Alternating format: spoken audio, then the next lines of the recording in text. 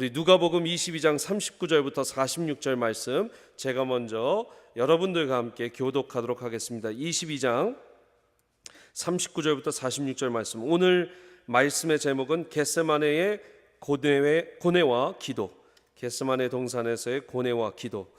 여러분들 39절부터 46절까지 제가 먼저 읽고 여러분들 짝수절 읽으시고 46절 함께 읽겠습니다.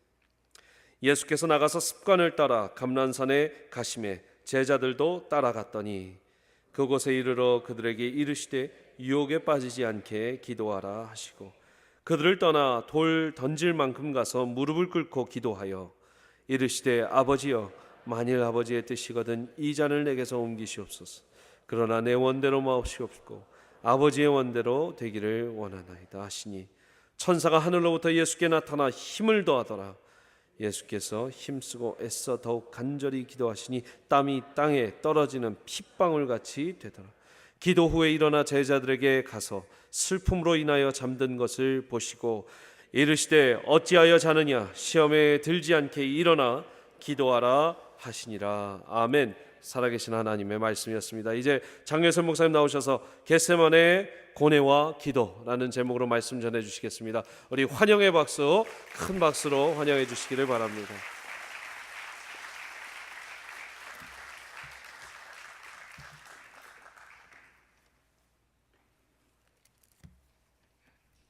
청년들이 이렇게 모여서 찬양을 하는 모습 보니까 청년들의 모습만 봐도 제 가슴이 막 뜁니다. 제가 여러분들이 청년 시절에 브라질로 이민을 갔습니다. 그래서 브라질에 한 3만 명 교포가 될 때 교회에서 청년들을 3년 동안 회장으로 섬기면서 청년부를 부흥했던 그런 경험이 있는데 달라스의 청년들이 여기 다 모이지 않았는가 하는 생각이 들어요. 사실은 오늘 한 3, 4시 정도 되니까 우리 교회 사역자들이 목사님 오늘 저녁에 우리 교회도 똑같이 지금 금요일까지 집회를 갔는데 오늘 저녁 집회를 가질 수 있을까요? 그래서 저는 이제 우리 교회 집회보다 먼저 생각이 나는 게 제가 강사로 부름받은 세미한 교회에서 연락이 오면은 못한다는 연락이 오면은 우리 교회도 취소하자. 근데 아직까지는 연락이 오지 않는 거 보니까 세미한 교회를 한다면은 우리도 해야지. 그렇게 하고 왔는데 하나님께서 우리가 끝나고 돌아갈 때까지 하늘을 붙들어 주실 줄 믿습니다. 3년 전에 마이애미 지역의 연합 성회를 가서 인도를 하는데 월화 수를 인도를 하는데 화요일부터 비가 많이 오기 시작을 하는데 예보가 나기를 허리케인이 마이애미를 들어오는데 그게 수요일 저녁에 들어온다는 거예요. 잔뜩 긴장을 하고 수요일날 저녁에는 좀 사람들도 평일보다는 좀 줄고 그런 상태에서도 집회를 마치고 그 다음날 오후에 제가 돌아오기로 비행기 예약을 했는데 비행기가 새벽 5시 반에 마지막 비행기가 뜬다는 거예요. 허리케인 때문에. 그래서 부랴부랴 스위치를 해서 새벽 5시 마지막 비행기를 타고 달라스로 돌아온 기억이 있습니다. 제가 스톰을 몰고 다니는 사람 같아요. 오늘 귀한 교회에 와서 하나님의 말씀을 같이 나누게 된 게 저에게는 저를 성숙시킬 수 있는 귀한 기회라고 생각을 하고 순종하는 마음으로 이 단에 섰습니다. 지금 세대는 학교에서 단체로 예방주사를 맞는 때가 아니죠. 그러나 제가 초등학교를 다닐 때는 병원에 가서 예방주사를 맞지 않고 간호사들이 학교에 파견 나와서 예방주사를 맞게 되는데 가끔 그렇게 주사를 맞게 되면은 한 클래스에 70명, 80명 공부하던 때였으니까 강당으로 복도에다가 줄을 쭉 서서 이제 간호사가 하얀 옷을 입고 있는 그 데스크까지 가게 되면은 주사를 맞게 되는 거예요. 초등학교 3학년, 4학년, 5학년, 6학년 때 1년에 한두 번 이런 주사를 맞을 때가 되면은 아주 너버스가 되는 거예요. 주사를 너무나 무서워하는 학생들이 주사 맞는 게 어려운 거예요. 사실 주사를 맞는다는 것은 따끔 한 번 하면 되는데, 근데 그게 너무 무서워서 팔을 이렇게 걷은 채로 간호사의 순서가, 자기 순서가 가까이 가면 갈수록 아이들은 마음이 뚝딱거리기 시작을 하는 거예요. 언제 내가 주사를 맞게 되면 난 얼마나 아플까, 거기에 막 가슴을 졸이면서 그렇게 주사를 맞고, 어떤 아이는 급기야 울기도 하고, 심한 아이는 오줌을 싸기도 하고. 그게 그때의 주사 맞을 때의 모습이었어요. 하늘 가는 사형수라는 책을 쓴 청송교도소에서 오래 복음을 전하던 박효진 장로님이 계신데, 이 장로님이 그 책에 쓴 내용에 기억나는 내용을 보게 되면은, 사형수가 제 발로 집행장소로 걸어 들어오는 사람은 거의 없다고 그래요. 거의 없다고 그래요. 평소에는 의연하게 그 교도소에 생활을 하던 사람들도 일단 자기의 이름이 불려지게 되면, 그 이름이 불려진다는 것은 사형장으로 가야 된다는 말입니다. 그렇게 이름이 불려지게 되면, 그렇게 의연하던 사람이 자기의 감방에서 나와 정복을 한 그런 교도관에 의해서 끌려가게 될 때는 그야말로 질질질 끌려가듯이 가게 된다는 거예요. 거의 실상한 사람의 모습처럼 그렇게 집행장소로 가게 된다는 말이에요. 지금 이 두 가지의 그 예가 우리에게 주는 의미는 뭐냐면, 죽음의 형벌만 무서운 게 아니라 그것을 기다리고 있는 순간, 죽음이 나에게 다가오고 있다는 것을 알고 그것을 기다리는 순간, 그 순간이 더 공포스러운 시간이라는 것입니다. 신학자들 가운데 그런 내용을 기록한 분들이 있어요. 그 학자들 가운데는 예수님께서 십자가에 달리시는 시간보다도 실제로 예수님을 더 힘들게 하고 더 어렵게, 괴롭게, 공포스럽게 만들었던 시간은 십자가에 내일이면 달리실 텐데, 그 전날 밤 겟세마네 동산에서 임박한 죽음을 기다리며 기도하며 사투를 벌리던 그때의 시간이 예수님께는 십자가에 달리던 시간보다 훨씬 더 어려운 시간이었다. 신학자의 말이에요. 오늘 우리가 읽은 본문 41절을 보면은 42절에 이르시되 아버지여, 만일 아버지의 뜻이거든 이 잔을 내게서 옮겨 주옵소서. 여기 예수님의 십자가의 고난은 순교가 아니지 않습니까? 어떤 의로운 사람이 장렬한 죽음을 맛보고 있는 그런 순간이 아니지 않습니까? 예수님의 죽음은 어떤 모습이에요? 모든 인류의 죄를 뒤집어 쓴 채로 하나님 앞에 철저히 저주받은 죄인의 죽음, 저주받은 죄인의 죽음이 바로 예수님이 지금 담당하신 죽음의 모습이었어요. 자, 십자가로 지게 되는 그 순간이 점점 임박해 오니까 그 고통이 너무나도 크게 느껴지기 때문에 주님이 마음 가운데 그거를 그냥 토해내시는 거예요. 그냥 말씀한 것 아니라 토해내시는 거예요. 이 잔을 내게서 옮겨줬으면 좋겠습니다. 이 마음의 바람이 그냥 예수님의 입술을 통하여 아버지 하나님께 고백되어지는 말이었어요. 마가복음 14장에는 이때의 예수님의 심정을 이렇게 설명을 하고 있습니다. 베드로와 야고보와 요한을 데리고 가실 때 심히 놀라시며 슬퍼하사 말씀하시되 내 마음이 심히 고민하여 죽게 되었다 말씀하신 거예요. 내 마음이 심히 고민하여 죽게 되었으니, 그러니 제자들에게 예수님이 요청하실 건 그거예요. 내 마음이 이렇게 되었으니 자네들이라도 같이 좀 나라고 기도하면 좋겠다. 그래서 예수님이 겟세마네 동산에 제자들을 데리고 가셨는데, 그 제자들은 모두 잠들고 예수님 혼자 당신에게 밀려오는 그 공포감과 그 염려와 그 두려움을 짓누르면서 하나님께 기도하던 곳, 바로 그곳이 겟세마네 동산이었어요. 그러면 우리가 아는 것처럼 죄가 없으신 주님께서 왜 이렇게 짓눌림을 받으시고 왜 이렇게 고통을 당하시며 괴로워하는 이 시간을 보내셔야만 하는 거죠? 왜 그래야만 되는 거죠? 답은 우리가 다 알고 있어요. 그것은 바로 죄인된 우리의 허물과 죄로 인해서 우리가 받아야 될 고뇌를, 우리가 받아야 될 고통을, 우리가 받아야 될 인생의 스트레스를 그분이 담당하시고 그분이 죽어주신 죽음. 그런데 우리 주님은 그것을 대신 담당해 주셨단 말씀이에요.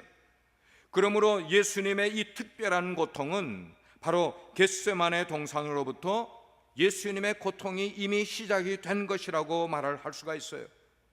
이 고난으로 인해서 땀방울이 핏방울이 되기까지 예수님이 기도하실 때 예수님은 이미 십자가에서 흘려야 될 피를 기도의 시간부터 흘리기 시작하셨음을 우리는 보게 돼요. 그런 면에서 주님의 겟세마네 기도는 그저 한 사람이 얼마나 모범적으로 기도했다는 그런 것으로 생각하기보다는 우리가 예수님의 십자가를 특별한 것으로 바라보는 것처럼 예수님의 겟세마네 동산의 기도는 그런 특별한 의미가 있는 것이고 예수님이 기도하셨던 겟세마네 동산은 특별한 장소였음에 우리는 기억을 하게 되는 거예요. 사실 우리가 어떤 사람으로부터 비난을 한마디만 들어도요, 우리의 가슴이 막 쓰리지 않습니까? 어떤 사람은 그것을 집으로 가지고 가고 밤에 잠자리로 가지고 가서 밤새 그 쓴소리, 그 비난의 한마디를 해결하지 못한 채로 마음에 품고 잠을 잘 이루지 못하는 것이 우리들의 모습 아닙니까? 그런 우리가 우리의 흉악한 죄 때문에 담당해야 되는 고뇌와 두려움과 비탄함과 번뇌와 그리고 이런 것들을 우리 주님께서 다 짊어지시고 기도하신 곳, 그곳이 바로 오늘 저녁 저와 여러분이 생각해 보려고 하는 겟세마네 동산인 거예요. 예수님은 지금 그 동산에서 제자들을 데리고 가셨어요. 그리고 그곳에서 그들과 함께 기도하자고 요청을 했습니다. 그런데 그들은 다 졸아요. 요청을 해서 데리고 왔건만 그들은 다 졸아요. 그 결과는 어떻게 되느냐? 그들이 깨어서 주님과 함께 기도했으면 얻었을 그 충만을 그들은 그 시간 다 놓쳐버렸다는 것이에요. 우리가 은혜 받는 장소에 와 있고 우리가 은혜 받는 시간에 있음에도 불구하고 우리의 영이 깨어있지 못하면 하나님이 우리에게 주실 그 충만을 누리지 못하고 잃어버리는 것은 우리의 삶에 엄청난 어리석음이 될 수 있음을 생각해 보게 돼요. 근데 오늘 그 주님께서 오늘 세미안교회 여러분들 역시 겟세마네 동산으로 초대하시네요. 아멘입니까? 주님이 여러분들을 지금 초대하고 계시네요.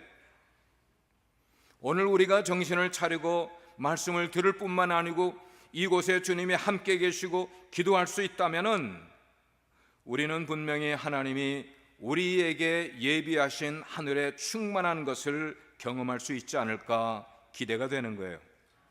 그런 기대가 우리 마음 가운데 생기는 거예요. 먼저 우리가 생각해 볼 것은 우리가 겟세마네에서 깨어 있게 되면 우리는 누구를 만날까 하는 점입니다. 누구를 만날까? 조금 전에 제가 사형수 이야기를 했는데 사형수들이 복역하는 가운데 스피커로 자기의 이름이 불러지게 되면 소스라치게 놀라게 된다고 그래요. 그것처럼 저도 여러분도 우리가 죄인이기 때문에 마음속에 늘 무언가 모를 두려움을 가지고 우리가 인생을 살아가는 거예요. 내게 무슨 일이 일어나면 어떡하나 하는 두려움을 표현은 하지 않아도 우리 마음 가운데 품고 살아가는 거예요. 교회에 모였을 때도 누군가가 저쪽에서 몇 사람들이 모여서 쑥덕쑥덕 이야기를 하면은 괜히 내 마음 가운데 저 사람들이 지금 나를 놓고 이야기하고 있는 게 아닌가 하는 불안감이 있게 되잖아요. 그렇지 않습니까? 왜 그런가? 우리가 죄인이기 때문에 그런 거예요. 우리가 죄인이기 때문에 나하고 상관없는 일도 나하고 상관 있는 것처럼 생각하고 필요 없는 두려움을 잔뜩 우리 속에 가지고 살아가고 있는 거예요. 지금 예수님께서 겟세마네 동산에서 느끼고 있는 이 모든 고난은 죄인인 우리가 느끼고 번민해야 되는 바로 그런 고민, 그런 고뇌인 것이 사실이에요. 사람들은 이제 예수님을 죄인으로 몰아세울 것입니다. 싸늘한 정죄의 눈빛으로 예수님을 바라볼 것입니다. 그리고 예수님을 향하여서 어떤 조롱의 말을 뱉을 것을 우리 주님은 다 내다보고 계시는 거예요. 예수님이 내일이면 죄인으로 낙인을 찍히게 되고 희롱을 당하시게 될 거고, 오늘 기도해 주신 말씀처럼 머리를 손바닥으로 치게 될 것이고, 침을 뱉는 사람도 있고, 예수님을 조롱하게 될 것이고, 존귀하신 우리 예수님을 짐승처럼 취급할 것을 주님은 지금 겟세마네 동산에서 이미 다 내다보고 계시는 거예요. 이런 모욕으로 인하여 우리 주님의 마음이 이미 다 갈기갈기 찍히셨을지 모르겠어요. 상처투성이가 되셨을 거예요. 그것 때문에 이 밤을 예수님은 어마어마한 공포에 눌리면서 그 마음이 그렇게 억압을 당하시면서 지내셔야만 했었어요. 죄인들을 사랑하시기 때문에 어쩔 수 없이 그 길을 가셔야만 되는 상황이지만, 우리 주님은 성경의 표현대로 하면 놀라셨다고 그러고 슬퍼하셨다고 말씀을 하고 있어요. 예수님은 배신감을 느끼셨습니다. 분노가 차오르셨을 것입니다. 가슴이 답답해 왔을 것이에요. 깊은 한숨을 그 밤에 몇 번이나 몰아쉬셨을까를 우리는 생각해 볼 수가 있어요. 불안한 마음을 달랠 길이 없으셨던 거예요. 이 모든 고뇌의 밤, 이 모든 예수님이 겪으셨던 일들은 다 바로 이 시간 이 자리에 있는 저희들이 경험해야 될 일을 주님이 고난 그리고 고뇌를 하시면서 겪으셨던 거예요.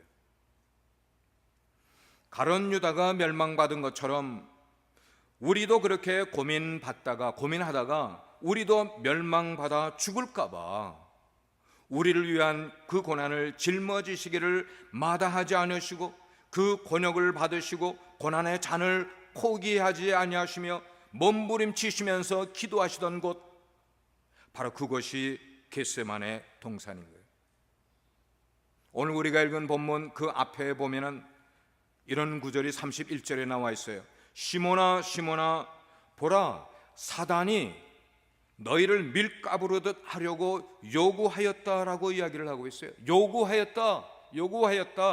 이걸 보면은 사단이 이미 베드로와 예수님의 11 제자들을 요구했다는 말입니다. 밀가부르듯 요구하였다. 그들의 마음을 가만 놔두지 않고 흔들어 놓았다는 것입니다. 그 결과로 베드로는 결국 넘어가고 말았어요. 제자들은 그 자리를 다 도망치고 말았습니다. 계집종 앞에서 3번이나 예수님을 부인한 수제자 베드로.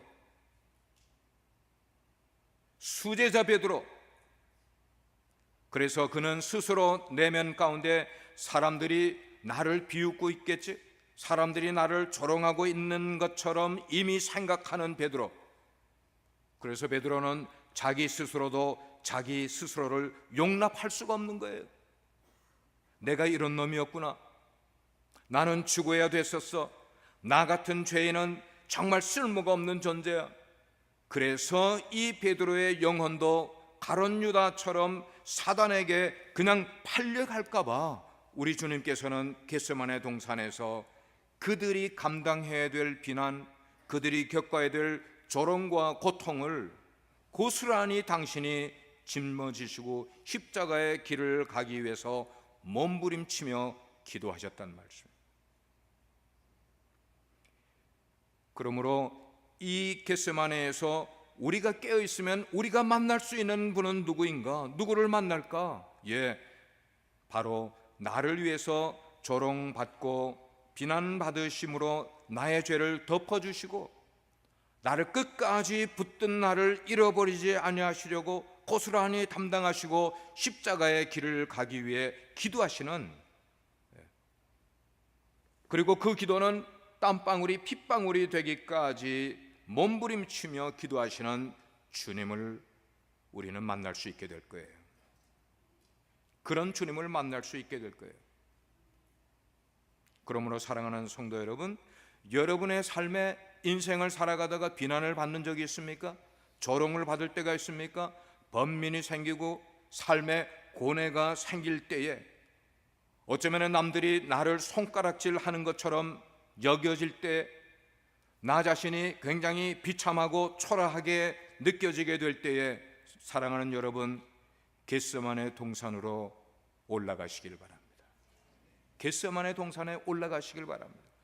그곳에서 우리를 향한 사랑을 포기할 수가 없어서 그런 고난과 그런 번민과 멸시와 고난을 받으시면서도 몸부림쳐 기도하시는 바로 그분을 만나고 그분 앞에 나도 엎드리게 될 때에 주님으로부터 받아야 될 위로와 용서와 회복의 은혜가 우리 가운데 임하게 되는 줄 믿으시기 바랍니다. 바로 그거예요. 우리가 겟세마네 동산에 올라가면은 또 하나의 모습을 보게 되는데, 그것은 예수님이 엄청난 짓눌림을 받으시고 스트레스를 받으시고 번뇌를 받으시는데 그것을 이겨내시는 주님을 우리는 보게 됩니다. 마가복음 14장에 있는 말씀 가운데 이런 말씀이 있어요. 말씀하시되 내 마음이 심히 고민하여 죽게 되었다. 예수님께서 이 길을 가기 위한, 십자가의 길을 가기 위한 고뇌와 그 번민이 너무나 커서 스스로 나 못하겠어, 이거 아버지 저 이거는 못하겠습니다, 그렇게 하면 안 되잖아요. 예수님의 십자가의 길을 못 가시겠다, 아니면 나는 그건 쓰러질 수밖에 없어, 예수님이 십자가의 길을 가시다가 쓰러지셔도 안 되는 일이잖아요.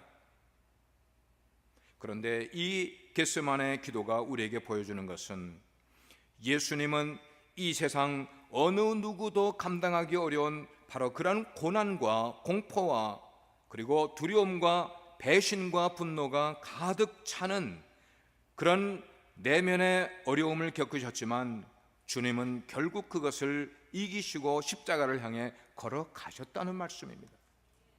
결국은 걸어가셨다는 거예요. 이 동산에서 주님은 기도를 통해 고뇌와 두려움을 끝까지 이겨내심으로 당신의 사명을 감당하셨다는 것이, 우린 그 모습을 겟세마네 동산에서 보기를 원하는 거예요. 여러분, 기독교의 능력은 어디에 있다고 생각을 하십니까? 우리의 신앙에 따라 여러 가지로 있겠지만 저는 맷집에 있다고 생각을 해요. H마트 옆에 있는 맛집이 아니고 맷집. 기독교는요, 핍박당하고 피 흘리고 죽어가는 가운데 성장한 것이 우리 기독교예요. 우리 기독교는 고뇌와 번민과 슬픔 가운데 그것을 겪으면서 성장을 한 거예요. 고린도 후서 4장 7절을 보게 되면 사도 바울이 자기 자신을 질그릇이라고 그렇게 표현을 했어요. 나는 질그릇 같은 존재다. 그 말은 연약하다, 굉장히 깨지기 쉬운 존재다, 그 말이에요. 자기라는 인격이 그만큼 연약한 존재라는 의미예요. 근데 그 다음에 8절과 9절의 말씀을 보게 되면 이런 구절이 나오고 있어요. 우리가 질그릇 같은 우리이지만 우리가 사방으로 우겨쌈을 당하여도 쌓이지 아니하며 답답한 일을 당하여도 낙심하지 아니하며 우리가 박해를 받아도 버린 바 되지 아니하며 거꾸로 뜨림을 당하여도 망하지 아니한다 그랬어요. 여러분, 이 말의 의미는 깨지기 쉬운 질그릇인데도 안 깨졌다는 말이에요. 이게 중요한 거예요. 우리가 깨지기 쉬운 존재라는 게 우리의 의미가 아니라 깨지기 쉬운 존재임에도 깨지지 않았다는 거예요. 그 이유는 하나님의 능력이 질그릇 같은 우리에게 함께 하니까 깨지지 않는다는 거예요. 그러므로 세상에 근심을 겪습니까? 예, 근심 겪어도 돼요. 시련을 겪습니까? 아픔이 있습니까? 여러분에게 고뇌가 생깁니까? 질그릇 같은 그런 일들을 겪는다 할지라도 하나님의 종들, 하나님의 일꾼들을 우겨싸고 그리고 박해하고 핍박해 봐라. 그렇게 해봐라. 누가? 세상이 그렇게 해봐라. 그러나 하나님의 사람들은 어떻게 된단 말이에요? 거기에 쌓이지 않는다는 거예요. 그런 일이 있어도 낙심하지 않는다는 겁니다. 버려지지 않는다는 겁니다. 망하지 아니하고 깨지지 않는 존재가 하나님의 백성들이라는 거예요. 믿으십니까? 그런 얘기예요, 그 말씀은. 그렇습니다. 우리 기독교의 능력은 때리는 능력이 아니라 우리는 맞는 능력이에요. 맞는 데서 능력이 나오는 거예요. 우리 기독교는 2000년 동안 맞으면서 성장한 종교가 바로 기독교예요. 저는 그것이 바로 맷집이라고 생각을 해요. 맷집. 오늘 우리에게 그리스도인의 삶을 살아가면서 필요한 능력은 맞아도 넘어지지 않고, 맞아도 불평하지 아니하고, 맞아도 슬퍼하지 아니하고, 아파도 아프다 하지 아니할 수 있는 맷집의 능력이 우리 가운데 필요하다고 생각을 해요.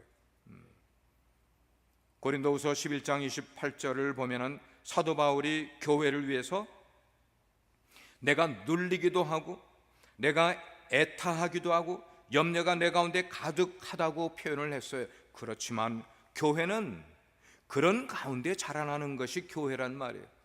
그런 것이 없이 자라나는 것이 교회가 아니고, 우리의 신앙은 그런 것 겪지 않으면서 성장하는 것 아니라 그런 것을 겪어가면서 짓눌림도 당하고 애타하는 것도 겪으면서 고통과 슬픔도 겪으면서 그렇게 자라가는 거예요.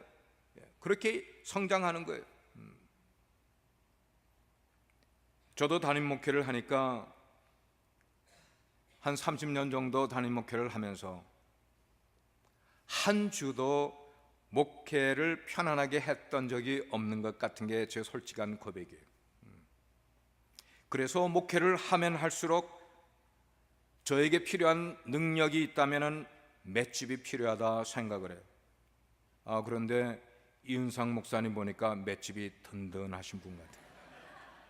적어도 저보다는 맷집이 더 든든하신 분 같아요. 근데 저는 맷집이 그렇게 든든한 사람이 되지를 못해요. 누가 조금만 뭐라고 그래도 주눅이 들어, 자존심 많이 상해하고, 누가 무슨 말 한마디만 해도 잠도 잘 이루지 못하고, 잠만 못 자면 모르겠는데 그러면 잘 먹지도 못해요. 그래서 저는 생각하기를, 나는 체질적으로 목사가 되면 안 될 사람이구나 하는 생각을 여러 번 목회하면서 해왔었어요. 어쩌면 저의 내면이 너무나 힘들 때는 제가 아내에게 이런 말을 하기도 해요.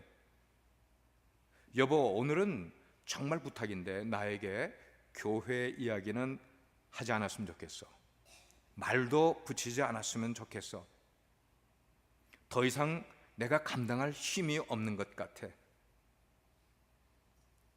여러분, 그렇다고 제가 이런 얘기를 하면은 여러분 가운데 마음에 두면서 내가 빛과 소금의 교회 성도들한테 일러줘야지. 그거 다 제가 알고 이 얘기를 하거든요. 제가 이런 이야기를 한다고 해서 우리 교회 성도들 가운데 누가 목사님, 장 목사님을 많이 힘들게 하시는가 보다, 지금 그런 의미가 아닌 거 아시죠? 저는 우리 교회 너무나 좋아하고 우리 교회 세미양교회만큼 좋은 교회예요. 정말 좋은 교회예요. 제가 시원치 않아서 이런 이야기를 하고 있다는 말씀이에요. 질그릇 같은 존재이기 때문에. 자, 그런데 저 자신을 보면은 질그릇 같은 모습, 그것이 저의 모습인데 저는 그렇게 생각을 했는데, 오늘 말씀을 보면서 제가 소망을 발견했단 말이에요. 제가 소망을 찾았단 말이에요. 그게 바로 겟세마네 동산이었어요. 겟세마네 동산, 그래, 거기에 가면 돼. 거기에 가면 돼. 이 겟세마네 동산에서 예수님이 나를 위해서 당신이 겪으실 그 모든 압박과 스트레스와 번민과 고뇌와 슬픔과 고민을 그대로 다 견뎌주시면서 이렇게 내 것까지, 내가 겪어야 될 그런 일들까지 다 감당하시고, 그리고 끝까지 그 길을 비아 돌로로사, 그 눈물의 길을 예수님이 나 대신 걸어가 주셨기 때문에, 그리고 골고다 꼭대기에 가서 십자가에 딱 나를 위하여서 못 박혀 돌아가 주시기까지 하셨단 말이에요. 어디서부터 시작됐어요? 겟세마네 동산에서부터 시작이 됐더란 말이에요. 제 인생에서 지은 모든 죄, 그래서 내가 감당해야 될 그 모든 번민과 고뇌와 상처와 아픔을, 배신감 이런 것들을 다 짊어지시고 예수님이 십자가에 못 박아 버리셨더란 말이에요. 그러므로 예수 그리스도 안에서 우리가 믿을 수 있는 진리가 뭐냐? 그것은 예수 안에 나를 위한 그 어떠한 압박도, 인생에 우리가 누려야 될 그러한 겪어야 될 고뇌도, 번민도, 분노도, 아픔도 결코 그런 것들이 나를 거꾸로 때릴 수 없다는 이 확신은 겟세마네 동산에서 내가 줘야 될 고뇌를 지시고 몸부림치시면서 기도하신 주님을 바라볼 때에 제 마음 가운데 확신이 생기더란 말이에요. 아멘입니까? 여러분이 인생에서 그런 것을 이겨낼 수 있는 확신은 여러분 스스로에게서 나오는 것 아니라 나를 위하여 그렇게 기도해 주시던 예수님을 겟세마네 동산에서 만날 때에 여러분은 그런 문제를 해결받을 수 있는 줄 믿습니다. 주님께서 나를 가룟 유다처럼 그냥 망하게끔 내버려 두지 아니하시고 겟세마네 동산에서 그렇게 기도하셨구나, 끝까지 기도하시고 그 십자가의 길을 가 주셨구나. 그래서 46절 말씀에 이르시되 어찌하여 자느냐, 시험에 들지 않게 일어나 기도하라 하시니라. 시험에 든다는 말은 자기에게 압박과 어려움과 번민이 올 때 거기에 넘어진다는 뜻 아닙니까? 시험에 든다, 넘어진다는 거예요. 여러분 보십시오. 그 말씀을 하신 주님, 근데 베드로는 그 십자가를 따라가는 길에서 제대로 따라가지 않았기 때문에 희생과 압박과 두려움이 자기에게 몰려오게 될 때 꽈당 넘어져 버리지 않았습니까? 그래서 주님이 말씀하시기를 너희가 기도하면 시험을 이긴다. 기도하면 시험을 이긴다. 그렇구나. 예수님처럼 우리가 기도할 수만 있다면 우리 인생에 닥쳐오는 그 모든 시험을 이길 수 있겠구나. 그렇지, 겟세마네 동산으로 올라가야겠구나. 오늘 말씀을 종합을 해봅니다. 찬양을 인도하실 분은 준비해 주시기 바랍니다. 사랑하는 우리 세미한 성도 여러분, 오늘 저녁 우리도 그런 기도를 한번 드려보자는 것입니다. 겟세마네 동산에서 주님이 몸부림치시면서 그 고뇌와 번민을 가지고 아버지 하나님 앞에 매달려 기도하신 것처럼, 여러분 우리가 겟세마네 동산에 올라가면은 거기서 우리는 기도하고 계시는 예수님을 만날 것이에요. 우리를 용서하시며 덮어주시는 예수님을 만날 것이에요. 또한 우리가 인생에서 겪게 되는 그 아프고 무거워하는 그 어깨를 짓누르는 것과 같은 그런 버든을 우리가 지고 가다가 겟세마네 동산에 올라가게 되면은 나보다 엄청나게 더 큰 그 고통의 십자가를 지고 묵묵히 걸어가시는 예수님을 우리는 만나게 될 것입니다. 그곳에서 그 시간에 주님과 함께 기도하게 될 때 우리 인생에서 가질 수 있는 그 어떤 고통이나 두려움이나 그리고 절망을 이겨낼 힘을 얻게 되는 줄 믿습니다. 오늘 이 밤이 그 밤이에요. 오늘 이 밤 우리 모두 겟세마네 동산에 올라가십시다. 여러분이 계신 곳이 겟세마네 동산의 어느 지역이라고 생각하십시오. 주님과 함께 내 자아를 부인하는 기도를 드려보시기를 바랍니다. 십자가에 여러분의 정과 여러분의 인생의 욕심을 못 박는 기도를 드려보시길 바랍니다. 그래서 부활하시고 회복의 은총으로 우리를 만나주시는 예수 그리스도를 이 밤에 만날 수 있는 여러분 모두가 되기를 주의 이름으로 축원합니다. 우리가 찬송을 한 장 부르게 될 텐데 겟세마네 동산에 주를 생각할 때에 겟세마네 동산의 주를 생각할 때 1절, 2절, 3절 우리가 한번 부를 때 정말 주님을 여러분의 앞에 형상화해 보시기를 바랍니다. 주님이 기도하시는 모습, 주님은 어떻게 머리를 드셨으며 우리 주님은 어떻게 손을 붙드셨으며 예수님의 무릎은 어떠셨을까? 예수님은 어떤 식으로 소리를 지르며 기도를 하셨을까를 상상하면서, 그러면서 십자가에 여러분의 인생 속에서 가지고 왔던 짐들을 주님 앞에 꺼내 놓으시기를 바랍니다. 우리가 그 앞에서 고백하지 못한다면 내 자아가 아직도 깨져야 될 부분이 많기 때문입니다. 십자가 앞에 내 자아를 내려놓는 기도를 하시기를 바랍니다. 그리고 부활의 주님을 여러분들이 미리 만나보시기를 바랍니다. 여러분의 인생을 회복시키는 주님을 만나보시기를 바랍니다. 이 시간에 우리가 주여를 한번 외치고 우리가 한번 큰 소리로 기도하시기를 바랍니다. 주여! 은혜로우신 아버지 하나님, 그렇습니다. 우리의 인생에 우리가 걸어가야 될 길을, 우리가 겪어야 될 고뇌를 주님이 대신 겪어주셨습니다. 우리 하나님이 대신 겪어주셨습니다. 하나님, 그 일을 우리에게 나타내 주셨습니다. 우리 주님이 그 일을 나타내 주셨습니다. 오 하나님이여, 그렇게 우리를 드러내 주시고 아버지 하나님 드러내 주시기를 간절히 원합니다. 오직 우리 주님의 은혜와 능력으로, 아버지 주님의 은혜와 능력으로 우리를 이렇게 붙들어 주시기를 원하며 우리가 넘어지지 않게 하시기를 간절히 원하며 인생의 고뇌에 빠지지 않고 아버지 고뇌에 빠지지 않도록 하나님 우리를 지켜주시기를 간절히 원합니다. 온전케 하시기를 원합니다. 주여 우리를 온전케 하여 주옵소서. 하나님, 연약한 저희들을 강하게 담대하게 만들어 주시기를 원합니다. 세상에 넘어지던 우리를 일으켜 세워주시기를 원합니다. 하나님, 그렇게 세워주시기를 원합니다.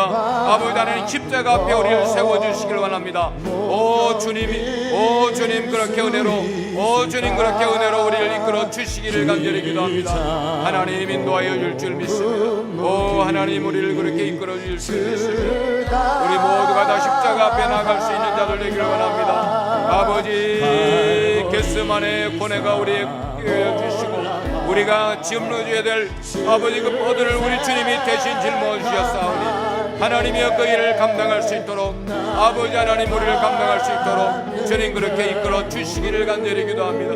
네, 하나님께서 그렇게 인도하여 주실 때에 아버지 성령의 놀라운 은혜가 아버지 이 자리에 우리와 함께 하시기를 간절히 원하며 주여 그 역사 속에 우리가 감당하기를 원합니다.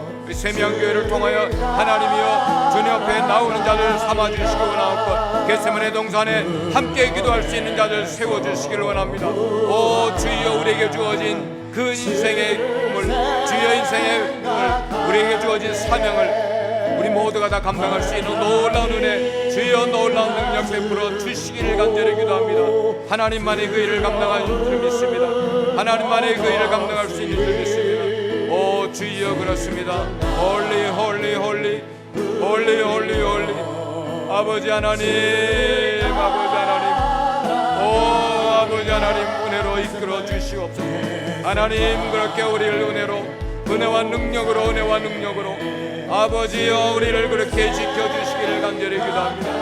할렐루야 할렐루야. 주님 그 은혜 속에서 아버지 우리가 넘어져도 다시 일어나게 원하옵소서. 우리가 우겨쌈을 당하여도 다시 소생할 수 있는 은혜 주시길 원합니다. 오직 하나님의 은혜와 권세가 주여 우리 가운데 가득 채워지는 귀한 시간 되기를 원합니다. 주님이여, 그 놀라운 은혜를, 그 놀라운 축복을 저희들에게 나려 주시기를 간절히 기도합니다. 하나님 인도하여 주실 줄 믿습니다. 주님 그 은혜 속에, 주님 그 은혜 속에 주여 이루어 주시옵소서.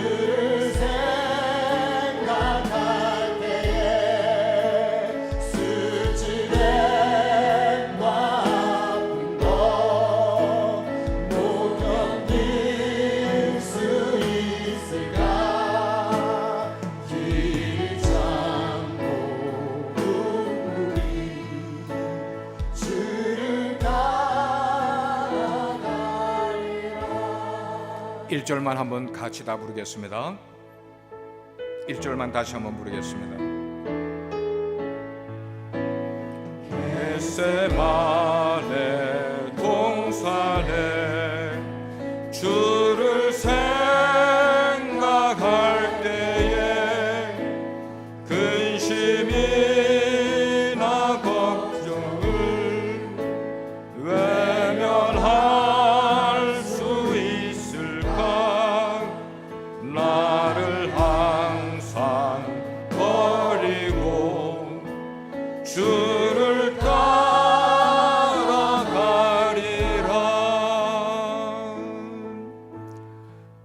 사랑하시는 주님, 고난 주간 이 저녁에 저희들로 하여금 한 자리에 모여서 말씀을 상고하며 주님 앞에 무릎을 꿇었습니다. 하나님, 이 자리가 겟세마네 동산 되기를 간절히 기도합니다. 주님께서 내 죄를 담당하고 내가 겪어야 될 죄의 고뇌를, 번민과 고통과 두려움을 주님께서 담당하시며 몸부림쳐 기도하신 그 기도 때문에 우리가 이 세상을 그렇게 용기 있게 살아갈 수 있도록 이끌어 주심을 감사합니다. 하나님, 세상을 향하여 선전포고하는 저희들 되기를 간절히 원합니다. 세상은 더 이상 우리를 엄습하지도 못하고 넘어뜨리지도 못하고 우리를 다스리지도 못하고 우리가 이미 예수 그리스도의 보혈로 세상을 승리하였노라 선포하는 저희들 삼아 주시옵소서. 하나님, 그런 역사가 우리들의 매일의 삶에 일어나기를 간절히 기도합니다. 우리의 일터에서도 승리가 있게 도와주시옵소서. 우리의 가정에서도 승리가 있게 하여 주옵소서. 우리의 내면에서도 우리의 영적인 삶 속에서도 날마다 승리가 이루어질 수 있도록 주님 도와주시옵소서.